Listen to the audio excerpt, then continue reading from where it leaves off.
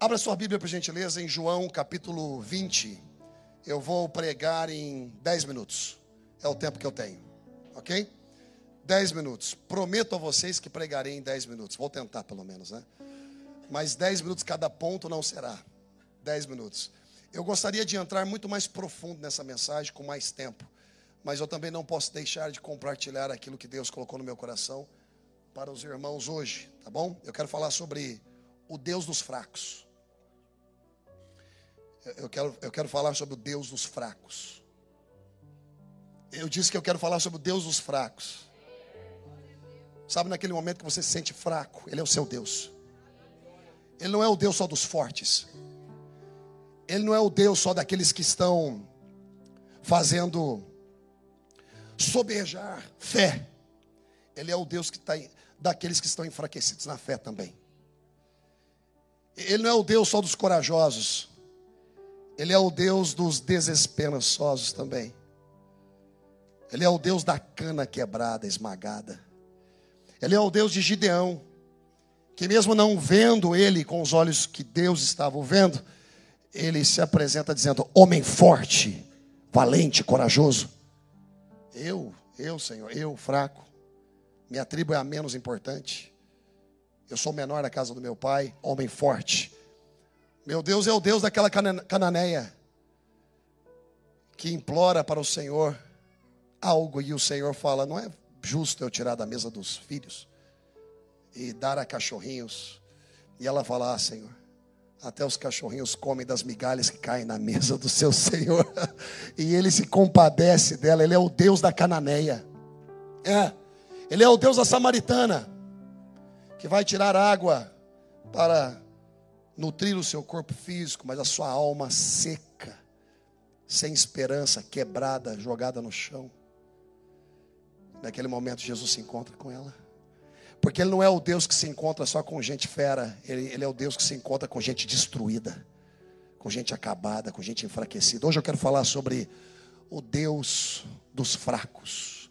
João 20, 19 a 29 diz assim: ao cair da tarde daquele primeiro dia da semana, estando os discípulos reunidos a portas trancadas. Diga portas trancadas. Mais forte, fala portas trancadas. Por medo dos judeus. Ele também é o Deus dos medrosos. Ele não é o Deus só dos corajosos, Ele é o Deus dos medrosos. Jesus entrou. Ele entra na vida de gente desacreditada. Ele entra na vida de gente duvidosa. Ele entra na vida de gente que não acredita mais. Ele entra na vida de gente que está só esperando a morte. Ele entra. Então Jesus entrou, pôs-se no meio deles e disse: Pai seja convosco. Assim como o Pai me enviou, eu os envio. E com isso, soprou sobre eles e disse: recebam o Espírito Santo. Se perdoarem os pecados de alguém, estarão perdoados. Se não os perdoarem, não estarão perdoados. Tomé, chamado de Dídimo, um dos 12, não estava com os discípulos quando Jesus apareceu. Os outros discípulos lhe disseram: vimos o Senhor. Mas ele, Tomé, lhes disse: se eu não vir as marcas dos pregos nas suas mãos, não colocar o meu dedo onde estavam os pregos, e não puser a minha mão no seu lado, não crerei. Uma semana mais tarde, os seus discípulos estavam outra vez ali, e Tomé com eles. Uma semana mais tarde, os discípulos estavam novamente ali. Primeira vez, Jesus apresentou-se somente para aqueles discípulos e Tomé não estava. Mas uma semana mais tarde, agora os discípulos estavam ali e Tomé estava com eles. É o que o texto diz. Apesar de estarem trancadas as portas, novamente, porta trancada. Uma semana mais cedo, porta trancada. Uma semana mais tarde, porta trancada. Tudo trancado aqui. Fala, está trancado. Jesus entrou de novo. Ele entra em portas trancadas. Ele entra em corações trancados. Ele entra em almas trancadas. Ele entra em famílias trancadas, em matrimônios trancados, relacionamento de pai e filho trancado. Ele entra. A sua tranca não segura o mover de Deus na sua vida quando Ele deseja entrar para a transformação. Não. E ainda em portas trancadas, diz o texto, Ele entra Paz seja com vocês. E Jesus disse a Tomé: coloque o seu dedo aqui. Veja as minhas mãos. Estenda a mão e coloque-a no meu lado. Pare de duvidar e creia. Disse-lhe Tomé: Senhor meu e Deus meu. Porque tem gente que precisa de uma manifestação sobrenatural de Deus realmente para reconhecer o poderio de Deus, na verdade. Antes o Senhor era só Senhor de Tomé, agora ele é Deus também. Senhor meu e Senhor meu e Deus meu. O Senhor é aquele que te orienta, te guia, te instrui, um mentor para a sua vida. Mas Deus é aquele que faz aquilo que a orientação não consegue fazer. Deus é aquele que entra no milagre, aquele que provê o que um Senhor... Ele é Senhor e Ele é Deus. Ele orienta e faz aquilo que ninguém consegue fazer. Ele entra nas áreas mais complicadas da sua vida, porque Ele tem prazer de resolver. Não há nenhum monte tão alto que Ele não possa mover. Não há nenhum problema tão complicado que Ele não possa resolver. Não. Ele é o Deus que entra em portas trancadas. E olha só que interessante. Senhor meu, Deus meu, Jesus disse: porque me viu, você creu. Felizes os que não viram e creram. Senhor, aqui estão seus filhos, te amam. Nos inspire, Senhor, com a tua palavra. Transforme o nosso ser de dentro para fora. É a nossa oração em nome de Jesus. Queridos, o cenário está proposto. Sexta-feira, o Senhor ali foi crucificado. O cenário era de tristeza profunda. Quem sabe os discípulos pensaram, foram 3 anos investidos com Ele. E alguns de nós deixamos as nossas famílias, deixamos a nossa carreira. Quem sabe alguns aqui hoje possuem essa pergunta também. Deixamos nosso país, o nosso estado, deixamos tudo por Jesus. Esse era o pensamento dos discípulos. Uma mentalidade completamente decepcionada. Porque a pergunta que eles estavam fazendo era: o que sobrou? O nosso Senhor foi crucificado lá no Gólgota, lá no Monte Caveira. E agora? O que nós faremos da nossa vida? Deixamos tudo por Ele e agora Ele não está aqui. O que vai acontecer? Era um tempo de medo. Era um tempo de portas trancadas. Talvez eles estavam se perguntando: será que valeu a pena? Talvez você já fez essa pergunta antes. Será que valeu a pena? Será que valeu a pena deixar tudo para seguir Jesus? Será que valeu a pena fazer aquilo que fiz por causa da igreja? Será que valeu a pena eu sair do meu país em busca de... Será que valeu a pena? Essa era a mesma pergunta que os discípulos estavam fazendo. Tenho certeza, mesmo que uma conjectura, eu tenho certeza. Era um tempo de terrorismo mental. Na sexta-feira ele foi crucificado. Eles se trancam no cenáculo e ali ficam, de portas trancadas, tendo todas essas perguntas. Os discípulos que outra hora estavam orgulhosos, eram corajosos e eram destemidos ao seguir Jesus, agora estão frustrados, estão decepcionados. Vergonha, medo, decepção, frustração é a soma do que estava dentro de cada um deles. Parecido com a gente também às vezes, não é verdade? Não é verdade? Já viu gente chegando para você e falando assim: Deus não responde a sua oração porque você não ora com fé. Gente que fala com gente, mas na verdade quer oprimir gente. Não, mas nada tem acontecido na sua vida porque você é um fraco. Porque se de fato você tivesse forte na fé, as coisas aconteceriam. Aqueles que outrora estavam destemidos, agora estão fracos. Fracos. Assim como eu e você, quando passamos por uma tragédia. Quando perdemos o emprego. Quando perdemos um ente querido. Quando um amigo nos trai. Quando um sócio nos rouba. Quando quem nos acolhemos na nossa casa, de repente, sai falando mal da gente. Fracos, fracos. Mas, mesmo neste quadro que o texto fala, deprimente, Jesus veio ao encontro deles. Mesmo nesse quadro deprimente, Jesus visita os fracos. Ele visita os fracos. No quadro deprimente para o povo de Israel, ele visitou Gideão. Ele levanta Gideão. No quadro deprimente de Adão e Eva, depois do pecado no jardim do Éden, ele vem caminhando no jardim. Onde tu estás, Adão?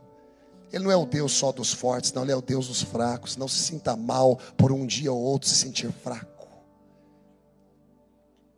Eu gostaria de pensar um pouco com vocês sobre isso. Eu gostaria de levá-los a algumas lições desse texto. Primeira lição que eu quero falar com vocês é que o texto diz que era domingo, primeiro dia da semana. Jesus já tinha ressuscitado, por isso que ele se apresenta dentro. Então o primeiro ponto é, no domingo da ressurreição, com memórias da sexta-feira da crucificação. Na nossa vida, muitas vezes, nós nos movemos com memórias de crucificação, sendo que já houve ressurreição. Nós não conseguimos fazer novos negócios, porque ainda estamos com a mentalidade da crucificação. Nós não conseguimos entrar em novos relacionamentos, porque ainda estamos com a mentalidade da crucificação. Ou seja, da decepção dos outros relacionamentos, dos outros negócios. Aqui, Jesus já estava ressurreto, mas os discípulos ainda a portas trancadas, com a mentalidade de sexta-feira. Eu não posso deixar de avançar a minha vida por causa daquilo que aconteceu na sexta. Eu preciso abraçar o Jesus ressurreto, a novidade de vida que Deus tem para mim. Atenção com isso. Cuidado com isso. Ah, mas eu já me decepcionei tanto. Eu sei que você já passou por alguns Gólgotas. Eu sei que você já passou por algumas crucificações. Mas agora é dia de ressurreição, meu amigo. Arranca a sua mentalidade de crucificação e se vista da roupa da ressurreição. Da roupa da ressurreição. Ressurreição. Fala para a pessoa que está do lado, fala assim, ó, não cheire mais morto. Cheire vida. Cheire vida. Esses discípulos estão sobre a dor daquilo que sofreram, mas não prestando atenção daquilo que agora se estende diante deles, uma esperança de vida. Lição número 2, eu não tenho tempo. Lição número 2, nesse texto. Eu gostaria de falar 10 minutos nesse primeiro ponto, mas lição número 2. A decepção fecha portas e gera medo de pessoas. O texto diz, olha só o que o texto diz, ó, 20 e 19, João 20 e 19. Chegada, pois, a tarde daquele dia, o primeiro da semana, e cerradas as portas, onde os discípulos, com medo dos judeus, quando a nossa mente está saturada com a decepção, a tragédia, saturada de decepção e tragédia, temos a tendência de nos protegermos. E por isso, fechamos a porta do nosso ser. O duro é que quando a gente fecha a porta da nossa vida, fecha a porta do nosso ministério, fecha a porta do nosso relacionamento, fecha a porta da nossa casa, nos tornamos prisioneiros de nós mesmos. Não permita mais que dores do passado sejam motivos de você se fazer prisioneiro de si mesmo. Eu sei que Jesus te visita lá na sua prisão, no seu cárcere que você preparou para você. Eu sei disso, mas eu entendo que se você vencer a mente da crucificação e se vestir da roupa da ressurreição, você começará a abrir algumas portas que você trancou há muitos anos. Eu disse há muitos anos. Não permita mais que isso aconteça, ok? Porque às vezes aquilo que nos protege nos aprisiona. Aquilo que nos protege nos aprisiona. Não, está me protegendo, estou me protegendo. Não, você está se aprisionando. Você não está se protegendo. Continue se expondo. É como uma mãe e um pai que deixa o filho cair, que deixa o filho descalço. Não, mas cuidado, mão suja na boca. Não, é anticorpos, vai. Se a gente ficar protegendo demais, gente, é complicado. É complicado. Lição número 3 nesse texto. Lição número 3. Chegou Jesus e pôs-se do lado deles. Chegou Jesus e pôs-se na frente. Chegou Jesus e pôs-se no meio. Sabe por quê? Porque existem algumas transformações que precisam acontecer de dentro para fora. É no meio da situação. Vocês se lembram lá da história lá dos ossos secos? A palavra do Senhor fala que o Senhor levou a Ezequiel e o colocou no meio do vale de ossos secos. É no meio do vale de ossos secos. Já viu lá Romanos 12, versículo 2? Não vos conformeis com este mundo, mas buscai a renovação do vosso entendimento, para que possais experimentar e comprovar qual seja a boa, perfeita e agradável vontade do Senhor. A renovação de mente, ela é feita de dentro para fora. Tem coisa que você precisa mudar dentro, e permitir que o Senhor entre nas suas portas trancadas e te transforme de dentro para fora. Mas eu não quero. Ele entra mesmo assim. Porque ele não precisa de chave para entrar. Ele é o dono do recinto. Ele é o dono da vida. Porque existem momentos na nossa vida que nós não temos nem força para pegar a chave mesmo. Nós não queremos abrir a porta mesmo. Lição número 1. Não viva a sua vida com mente de crucificação em novos tempos de ressurreição. Lição número 2. Cuidado com a decepção, porque decepção fecha portas a novos relacionamentos, ao novo de Deus na sua vida. Lição número 3. Toda real mudança começa de dentro para fora. Toda real mudança começa de dentro para fora. Toda mudança permanente exige que se comece por dentro. Lá no meio da situação. Permita que o Senhor entre. Pode até doer, mas Ele é aquele que cura. É como um médico que precisa passar o bisturi mesmo. Precisa entrar na situação. Levanta a mão e fala assim: entre, Senhor, na minha situação. Pode entrar. Pode entrar. Entra na minha situação. Lição número 4. Eu já vou caminhando para o término. Lição número 4. Muito importante. João 20:20. E dizendo isto, mostrou-lhes as suas mãos e o lado. Dizendo isso, mostrou-lhe as suas mãos e o lado. Lição número 4. Ser ferido é uma realidade. Desistir é uma opção. Jesus foi ferido. Mas Ele não desistiu. Tem gente que é ferido e fica. Qual é a diferença do soldado do guerreiro? O soldado, quando é atingido, você vê uma poça. Um guerreiro, quando é atingido, você vê um rastro. Um rastro, ele não para, ele vai seguindo, porque ele conhece o propósito, ele sabe quem o chamou, quem o convocou. Entenda algo. Jesus está querendo dizer assim para os seus discípulos: me feriram também. Não são só vocês. Eu sei que vocês estão aqui feridos. Por que me feriram? Mas eu estou aqui para lhe dizer que me feriram também. Mas eu não desisti. Mas eu não desisti. E o que vocês vão fazer? Vão continuar aqui de porta trancada? O Senhor é aquele que traz paz em um ambiente turbulento. Mas Ele nunca vai te trazer paz naquele ambiente para te manter ali. Ele vai te trazer paz para que você entre no 4º ano do cuidado daquela figueira para frutificar. Você já parou para imaginar se a América, depois do ataque 11 de setembro, especificamente hoje, 11 de setembro, tivesse fechado as portas para todos os imigrantes no mundo inteiro por causa da tragédia que houve? Já imaginou se todas as vezes que a América fosse fazer os seus negócios, sempre fizesse negócio com a mente de crucificação e não de ressurreição? Vai lá em Nova York hoje. Vai lá em Nova York e veja quantos prédios foram levantados.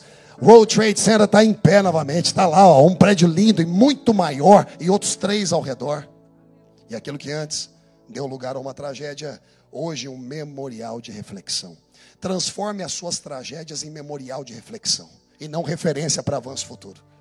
Jamais, jamais. Jesus não fez isso. Ele que é o nosso mestre não fez isso. Muito pelo contrário, Ele está aqui dizendo: ei, eu fui ferido. Coloca a mão aqui, ó. Coloca a mão do meu lado. Eu fui ferido, mas eu não desisti. O que vocês estão fazendo? Portas trancadas? Não. Negativo. Lição número 5. Eu quero pensar com vocês. Lição número 5. Muito forte isso aqui. A descrença também atrai Deus. A descrença também atrai... Tá vendo?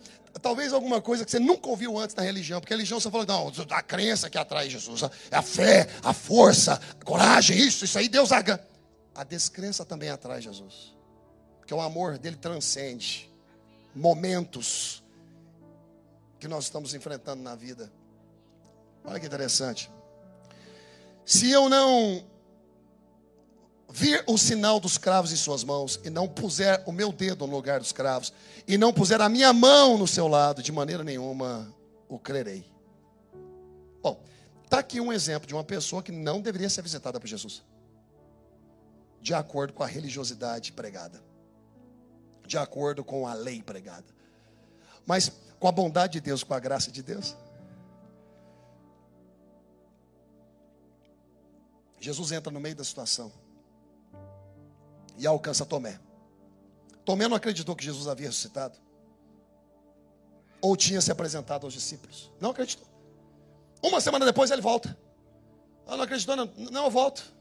Mas volto por Tomé, o cara que nem deu crédito. Volto. Volta pelo João, que nem está dando moral. Volto. Volto. Volta por mim, que já não acredito mais nos seus moveres. Volto.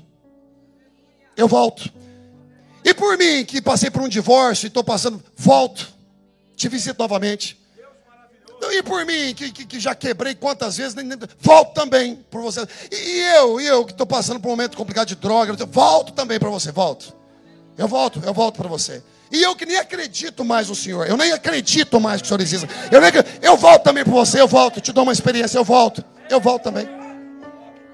Eu volto.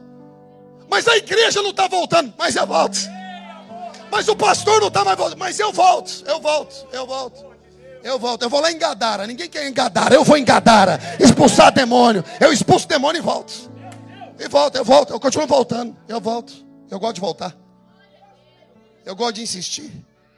Eu gosto. No princípio eu estava aqui criando todas as coisas. Aí eu tive que voltar. Voltei em carne. E quer saber uma coisa? Voltarei novamente para arrebatar a minha igreja.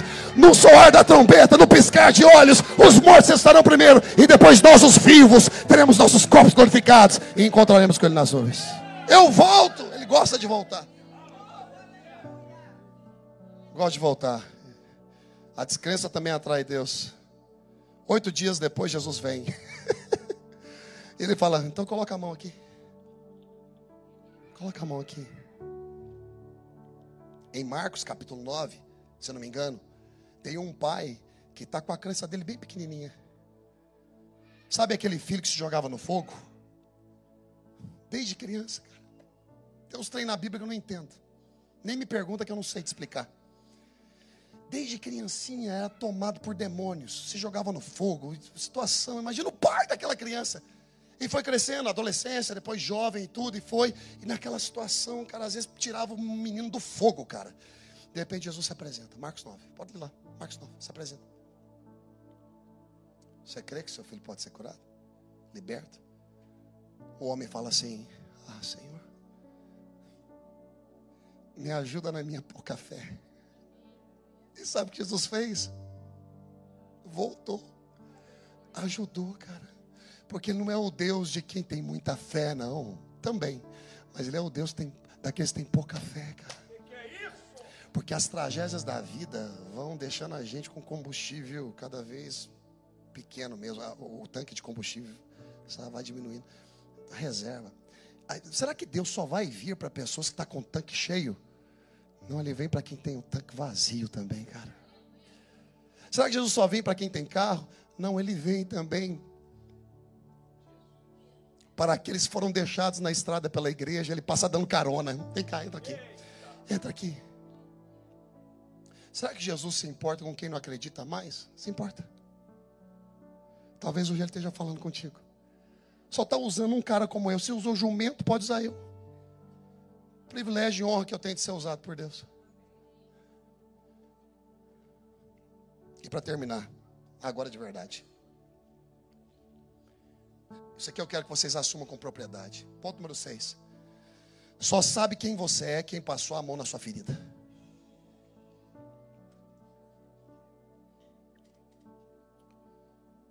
Deduções não revelam quem somos. Mas verificações profundas sim. Tomé passou a mão nas feridas de Jesus e declarou, Senhor meu e Deus meu. Quando Tomé tocou nas feridas, ele conheceu quem Jesus era. Antes ele conhecia como Senhor, mestre. Agora ele reconheceu que era Deus. Tem gente que fala da gente sem conhecer a gente.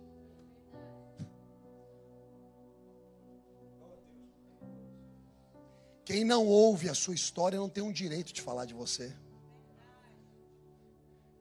Quem não ouve a sua história não tem um direito de meter a mão em você. Sabe o que eu quero dizer com isso? Busque tocar na ferida de quem te cerca antes de falar dela. com graça e misericórdia, busque entender os contextos de vida daquela pessoa. Entre dentro das portas, nos quartos trancados daquela pessoa. Entre lá dentro. Se coloque no meio da situação. Faça como um Jetro com Moisés. Fica um dia escutando e percebendo o que ele está fazendo para depois aconselhar. Porque tem gente que quer falar da gente, mas não conhece a gente. Eles deduzem, pensam que conhecem. Não conhece os tempos de choro que você teve, os sacrifícios que você passou. Toca na minha ferida e me conheça. Eu quero tocar na sua ferida, batalha. Eu quero entrar lá dentro e falar assim: meu amigo, o que já aconteceu contigo? Fala para mim. Quem é você? Me conta a sua história, cara. Você acabou de vencer um câncer. Deus te trouxe novamente a uma vida saudável. Eu quero tocar na sua ferida, cara, para poder falar contigo, para falar de você. Toque nas minhas feridas. Siga o exemplo do mestre. Antes de falar de alguém, toque na ferida dele. Ah, você está sabendo? Não, estou sabendo de quê, fulano? Ah, você já tocou na ferida dele? Já tocou? Já soube, já que perdeu uma criança com 1 ano e meio de idade? Você já foi lá? Sabia o que aconteceu com eles? Para poder falar o que você está falando? Você já perdeu um filho já numa tragédia de carro? Que foi aquela família ali, ó. Ali, ó, que eu fui agora, 2 meses atrás, fazer lá o sepultamento junto com meu amado irmão. Você já perdeu um filho já do meio com quantos anos tinha? 26 anos de idade, acabado de casar, 20 dias de casamento, passando lua de mel aqui. Uma pessoa, uma mãe e uma menina drogadas, invadiram a contramão, chocaram, colidiram de frente, matou o filho deles aqui, ó. Já passou por isso? Já tocou na ferida deles? E na ferida dos dois está lá também, ó. Os filhos dele com 18 anos de idade, filhinho deles lá. Eu tive que fazer também o sepultamento. Quantas dores eu tenho aqui no quarto? Que poderia levantar a mão, pastor, você não tem. Não. Eu poderia estar em um quarto de porta trancada, mas eu estou aqui na presença do Senhor, porque eu creio que Ele se coloca no meio da situação.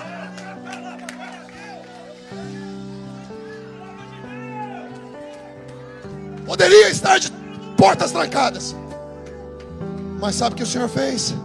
Ele entrou lá dentro e disse assim: eu volto para você, meu amigo.